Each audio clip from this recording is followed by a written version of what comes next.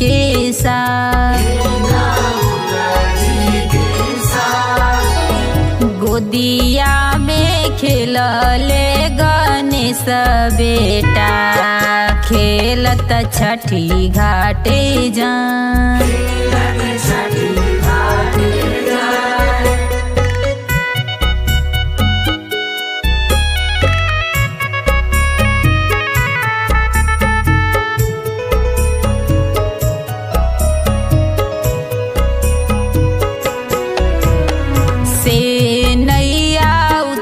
श्री राम जी अपना सीता जी के साथ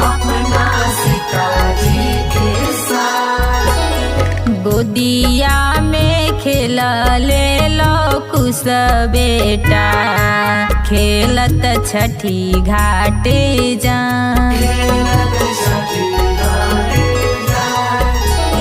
गंगा जी का निर्मल पनिया नैया खेवेला मल्ला।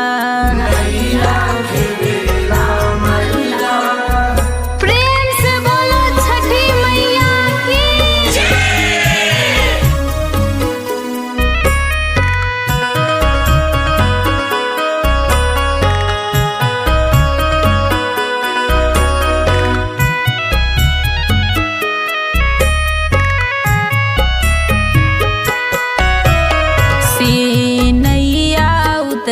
श्री कृष्णा जी हे रुक्मणी जी के साथ गोदिया में खेलले प्रदुम बेटा खेलत छठी घाटे जान।